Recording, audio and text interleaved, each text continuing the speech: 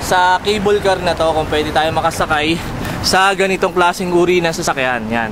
Alamin natin kung mararating natin yan, alamin natin kung saan papunta doon at kung mapupuntahan pa natin yung castle pag di tayo nakasakay ng cable car mamaya. Yan, 30 minutes na tayo lakad ng lakad dito dahil inaalam natin kung saan papunta yung cable car. Bali tinatanong ko kasi sa mga tao dito kung saan yung cable car. Kaya lang, meron silang lengguwahe na dapat sabihin para maintindihan mo kung anong ibig sabihin nung binabanggit mo kung saan yun. Pero meron ako napagtanungan dito na marunong makaintindi nung sinasabi ko na cable car, dito daw dire-diretso. Tapos kakaliwa tayo, kakanan, tapos doon na yung nahanap na natin na cable car. Kaya masakyan na natin to dahil malapit na tayo makarating doon. Andito tayo sa city nila. Yan, sa paglalakad natin, nakita natin tong cable car, yung kable na yan, dito sa kalsada, kaya mapupuntahan na natin yun. Hanapin natin kung saan ang pinaka main yan. Yan, ngayon nandito na tayo sa pinaka main itong sakayan ng cable car. Bali 30 minutes din tayo naglakad mula sa barko natin hanggang dito sa pinaka bayaran ng cable car. Ngayon, sinabi sa akin na ang bayad dito ay 10 euro. Pero pagka back and forth ay 15 euro lang, kaya makaka-discount ka ng 5 euro. Pero alamin natin kung gaano kalayo yung cable car na yan at kung hanggang ilang minuto tayo makakasakay dyan para makabalik tayo kaagad. Yan, ito na yung pinaka main nitong cable na yan. Tapos aakyat tayo dyan sa pinakataas. Yan, tatawirin natin yan. May mga na bumabalik na at merong papalis pa lang. Pero alamin natin kung ano makikita natin dun sa pinaka dulo nitong cable car na sasakyan natin. Ang bayad dito ay 10 euro lang. Yan, ito yung pinaka main na ayan.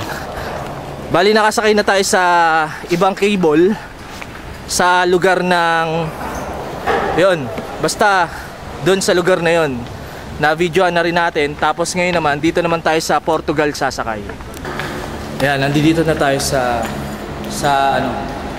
pinakaloob. Ito yung bilihan ng ticket. Kaya alamin muna natin kung ilang minutong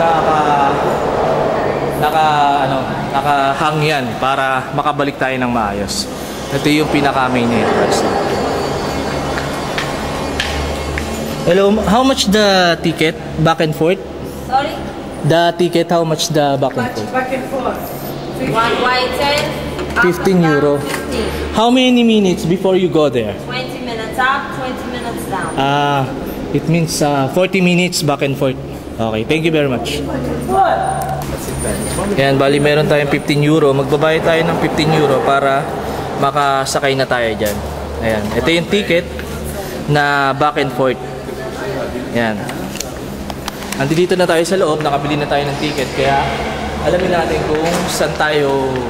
May I know where's the going to the people here? Okay, thank you.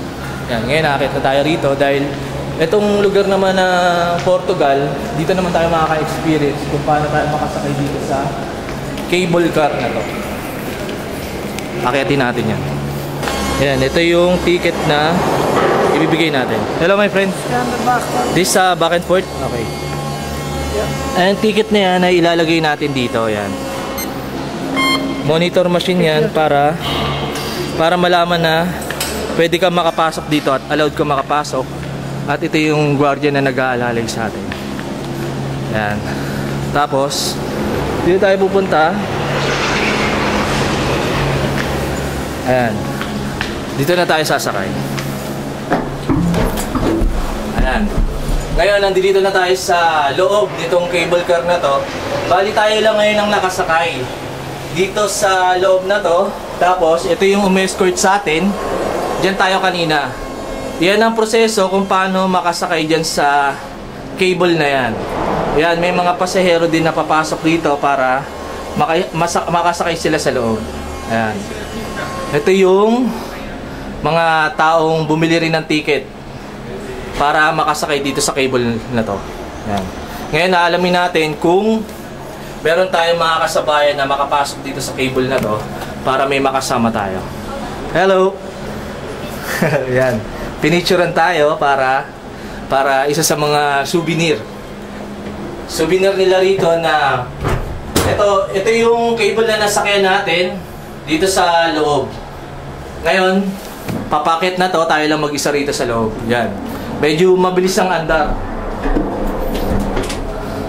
At ito na yung ibang cable na inano natin. Yan. Yung mga kasama natin. Yan. Ngayon, nandito na tayo sa pinakataas nitong lugar ng Portugal dito sa Funchal. Ayan. May mga cable din dito na hanggang dun. Ngayon, alamin naman natin kung saan ang pinakadulo nito para makapasyal tayo dyan sa pinakataas na yan. Ayan. Ito na yung nalilibot natin. Ayan, medyo tumayo tayo. At iyon na yung barko natin. Ayun yung barko natin at ito yung kasama nating barko na malaki rin. MSC na barko. Ayan. Yan, ngayon nandito na tayo sa pag-akyat nitong cable na to. Ayan. Matagal na tayong pabalik-balik dito sa lugar na yan, dito sa lugar ng Funchal. Ilang beses na tayo nakarating dito nung barko natin ay Sagarus pa lang. Yan, nakatatlong kontrata ako ron at nakatatlong balik sa barko ng Sagarus. Yung ano yun, umpisa ako nakapagbarko ay 2006, 2007, 2008. Hanggang 2008 ako sa barko ng Albatros. Tapos napunta naman ako sa Le Diamant. Sa Le Diamant naman ay storekeeper naman ako doon na nakadalawang taon din ako doon. Nakadalawang kontrata ako doon. Yun, 2006, 7, 8, yun, 9 tsaka 10. 2009 tsaka 2010 sa barko ng Le Diamant at 2011 naman sa Liponant. Yun yung yate lang na maliit na barko. Yun ang Liponant na hindi tayo masyado nakapag-video doon dahil hindi tayo nakapagdala ng video cam. Dahil isang kontrata lang tayo ron bago tayo nakapunta rito nakalipat dito sa barko ng Albatros naman. Yan.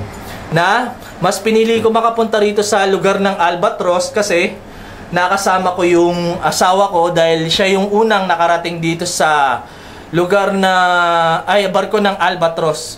Yan, may mga tao dyan sa loob. Mabilis ang andar nitong cable car na to.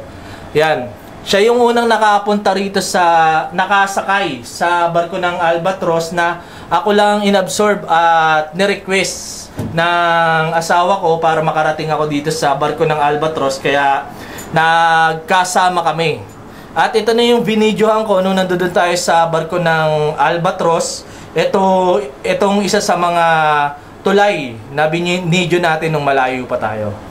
Yan. Ang sabi sa akin ay medyo malayo-layo rin ang biyahe nitong cable na to na 20 minutes bago ka makarating dyan sa pinakataas na yan.